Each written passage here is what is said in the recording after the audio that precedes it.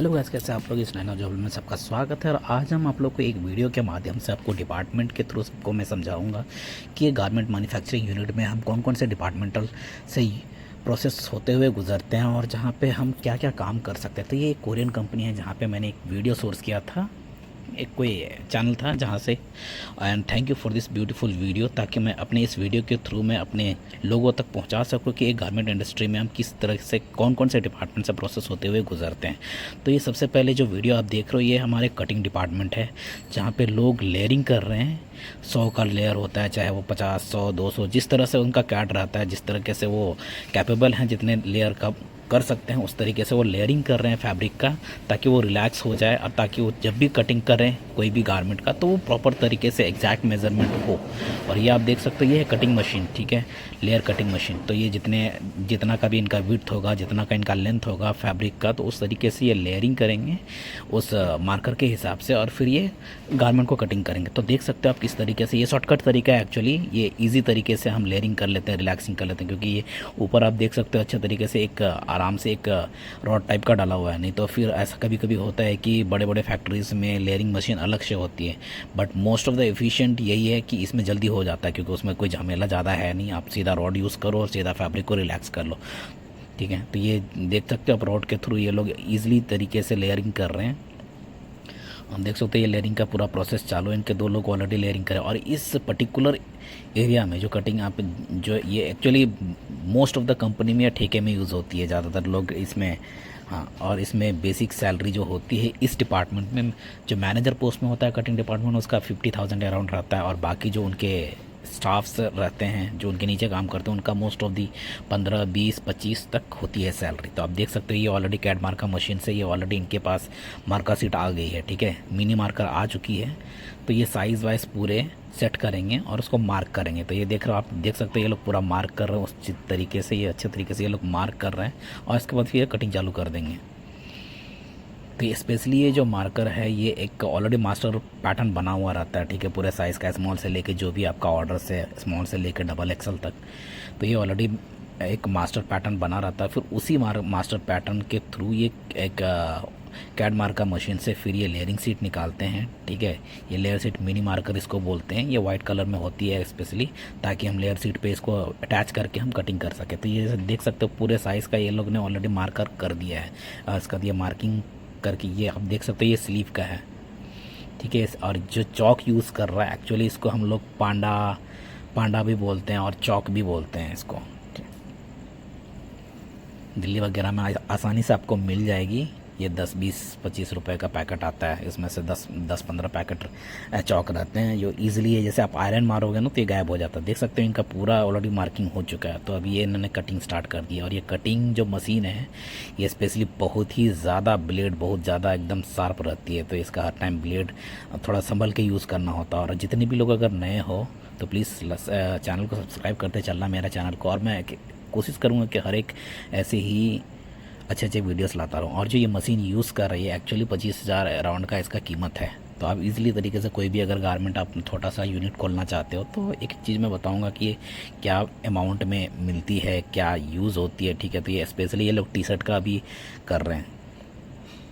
Sorry यार, ये बीच में ऐड आ गया था, सॉरी, ठीक है। तो आप देख सकते हो ये 25,000 की कीमत की ये ब्लेड मशीन है, जिसके थ्रू 100 की लेयर, चाहे 200 की लेयर, चाहे 500 की लेयर, जितने भी इन्होंने लेयर बनाई है उस तरीके से ये कटती है। और ये बहुत ही ज़्यादा शार्प होती है,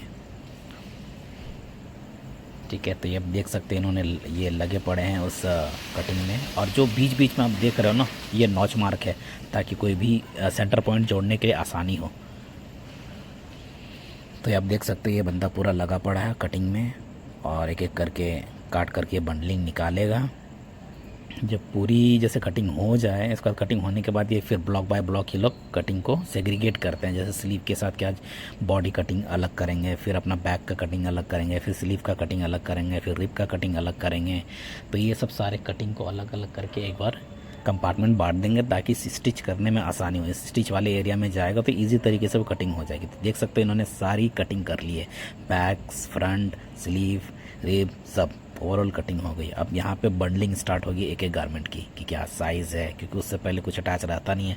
तो एटलीस्ट वहाँ पे सिलने के बाद कि ऐसा ना हो कि मैंने डबल एक्सल का साइज़ मैंने स्मॉल में ऐड कर लिया, नहीं तो ये गड़बड़ हो जाएगा। नहीं तो फिर इसीलिए बंडलिंग होती है प्रॉपर तरीके से कि स्मॉल का स्मॉल में रहना चाहिए कट पीस, और बड़े साइज़ का बड़े साइज़ में ही कट पीस रहना चाहिए। तो ये आप देख सकते हैं पूरा इन्होंने पूरा कट पैनल को पूरे तरीके से सेग्रीगेट कर लिया, ब्लॉक बाय ब्लॉक बांट दिया, ताकि जब भी स्टिचिंग एरिया में जाए तो वो लोगों को पता रहे कि ये किस साइज़ का है। ठीक है, तो यहाँ पे ऑलरेडी मुझे इन्होंने शायद प्रिंटिंग एरिया दिखा रखा, हो सकता है अभी प्रिंटिंग पहले इस टी शर्ट में गारमेंट में होना है। तो हम टी शर्ट बनने के बाद प्रिंट नहीं करते हैं, क्योंकि कभी कभी प्रॉब्लम आने लगती है, श्रिंकेज आने लगती है। तो इसीलिए हम कट पैनल में ही प्रिंटिंग होती है। तो देख सकते हो ये पे ऑलरेडी फ्यूजिंग मशीन में डलेगी और थोड़ा सा गारमेंट को एकदम स्टिफ किया जाएगा, ताकि प्रिंट होने के टाइम पे कोई प्रॉब्लम ना आए। ठीक है, थोड़ा सा फैब्रिक में हीट भी डाला जाता है ताकि कोई प्रॉब्लम ना हो, एकदम टू द पॉइंट रहे जब भी प्रिंटिंग हो। क्योंकि प्रिंटिंग में अक्सर ऐसा होता है कि फैब्रिक अगर कुछ इधर उधर हो तो वो श्रिंक कर जाता है। तो चांसेस होगा कि पता चला कि मैंने बैक का पैनल मेरा एग्जैक्ट साइज़ का है, और जब प्रिंटिंग में मेरा फ्रंट पैनल गया तो वो श्रिंक हो गया। तो श्रिंकेज ना इशू होने के चक्कर में, ताकि ये लोग सही तरीके से उसको मेज़र हीट मशीन से निकाल के, ताकि सही तरीके से उसका मेज़रमेंट फिक्स रहता है कि हम फ्रंट और बैक पैनल को जब प्रिंटिंग होने के बाद जोड़ेंगे तो उसमें कोई दिक्कत ना हो। तो ये ऑलरेडी इनका हीट से शायद हो चुका है ये क्यूरिंग वगैरह थोड़ा सा।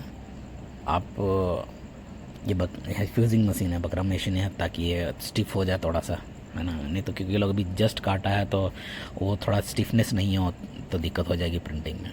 तो ये अभी क्यूरिंग करके निकल रहा है।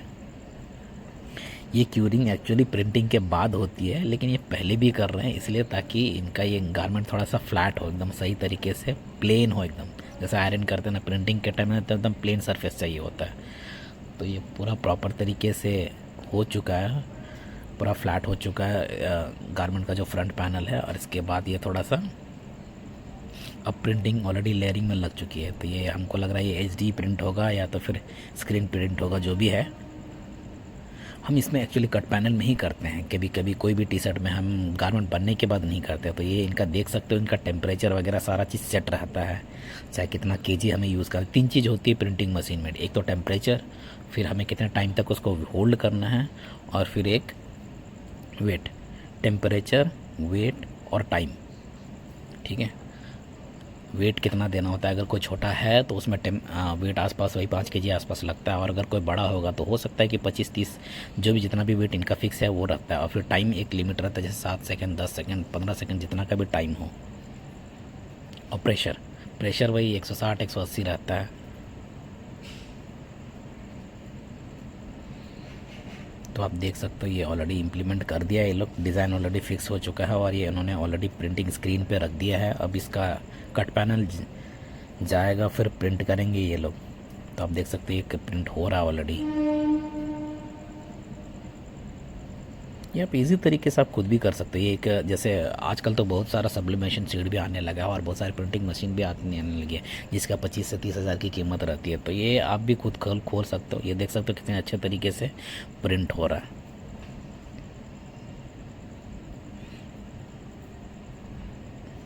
ये देखें, ये अच्छे तरीके से प्रिंट हो रहा है। ठीक है, इनका जो प्रिंट हो जाए तो थोड़ा मुझे लगता है कि थोड़ा बहुत क्यूरिंग भी कर सकते हैं ये लोग।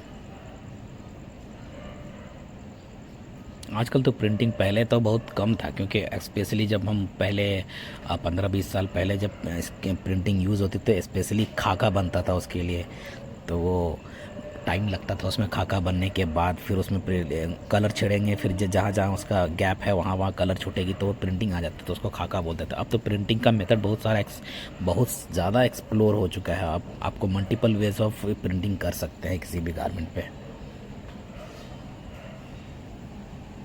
तो देख सकते हैं इनका प्रिंटिंग ऑलरेडी रेडी हो चुका है, और ये अभी भी प्रिंटिंग चालू है, क्योंकि बहुत सारे उन्होंने लेयरिंग में सीट में लगा रखा था, 200 पैनल आसपास।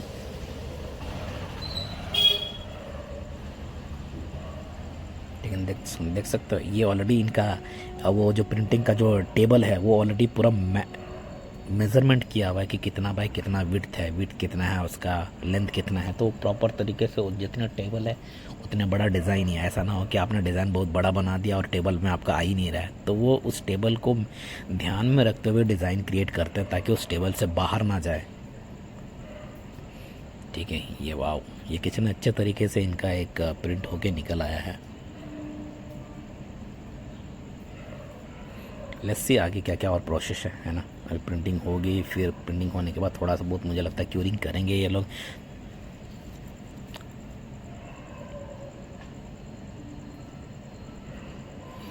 वाह क्या प्रिंट है, all process of world, that's great. Colour देख रहे हो आप,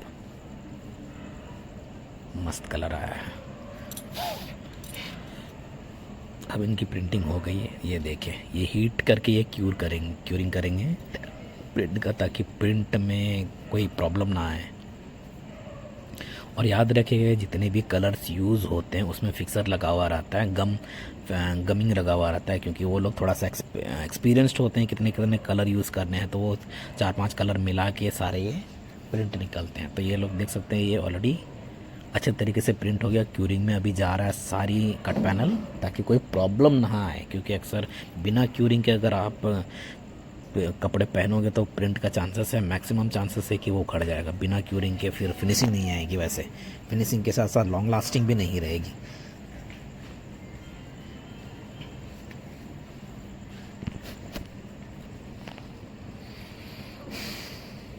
क्यूरिंग भी हो चुका है और ऊपर से एक बार हीट प्रेस भी कर रहे हैं, तो सोच सकते हो कि इसका ड्यूरेबिलिटी कितनी होगी क्यूरिंग के बाद। ऐसे एक्चुअली हीट प्रेस कभी किसी मतलब जल्दी नहीं होता है, क्यूरिंग होने के बाद कहानी ख़त्म हो जाती है। लेकिन मुझे लगता है कि ये ज़्यादा लॉन्ग लास्टिंग रखने के लिए थोड़ा सा टेम्परेचर प्रेशर कम करके थोड़ा बहुत इनको प्रेस किया जा रहा, ताकि वो कपड़े के साथ अच्छे तरीके से अटैच हो जाए, अच्छे तरीके से मतलब फिक्स हो जाए। अब देख सकते हो ये क्यूरिंग हो चुका है और थोड़ा सा हीट भी इसका लग चुका है। अब ये प्रिंटिंग एरिया में जा रहा है। आप देख सकते हो यहाँ पे बंडलिंग पूरी प्रॉपर तरीके से साइज़ बाई साइज़ हो चुकी है।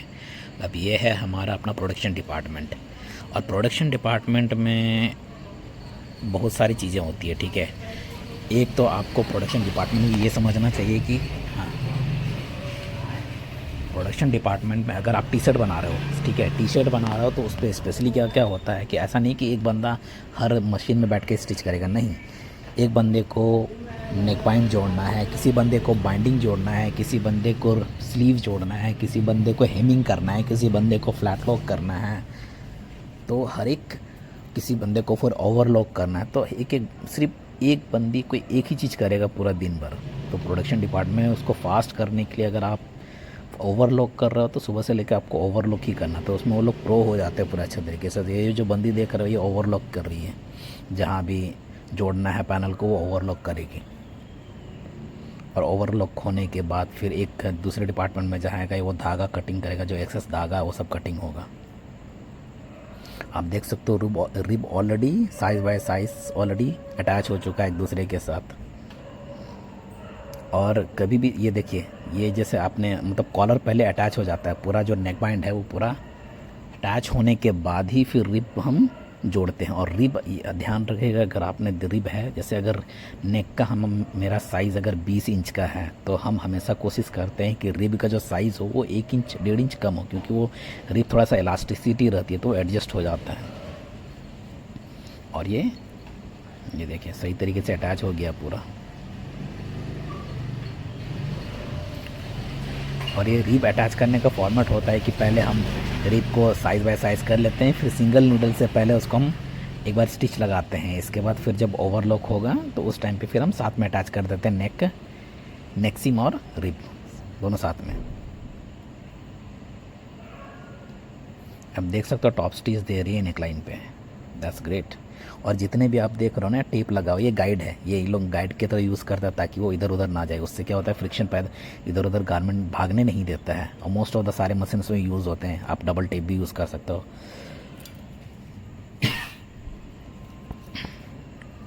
और ये है हमारा बाइंडिंग। ये बाइंडिंग एक्चुअली हम सिर्फ नेक्सी में बैक में यूज़ करते हैं। नेक एरिया पे है, नेक एरिया पे, ठीक है।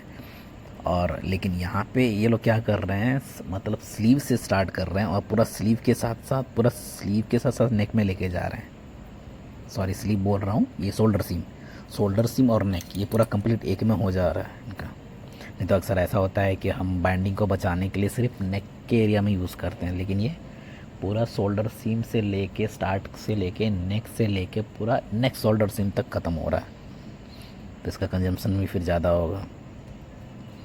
और ये जो ओवरलॉक का मशीन है, ये शायद 28,000 आसपास की कीमत होती होगी। और ये सारे डिपार्टमेंट में जितने भी लोग ऑपरेटर्स होते हैं, इनके मिनिमम से मिनिमम सैलरी इनको 12,000 मिलती है ऑपरेटर्स को, ठीक है। उसमें अगर उनका ओवर टाइम होता है तो उनको मैक्स टू मैक्स 20 भी पहुंच सकते हैं, 25 भी पहुंच सकते हैं। आप कैपेबिलिटी के ऊपर है, क्योंकि हर ऑपरेटर सारे मशीन्स नहीं यूज़ कर सकता है। सिंगल हैंडल ऑपरेट करना ईजी है। तो आप देख सकते हो ये कौन सा, एक मिनट रुकिए, मैं आपको ये भी बताता हूँ कि ये कौन सा, ये स्लीव जॉइंट हो रहा है।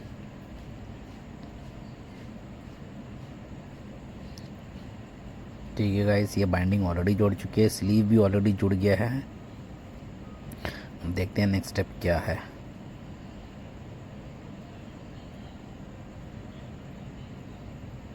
अब ये फ्लैट लॉक हो रहा है।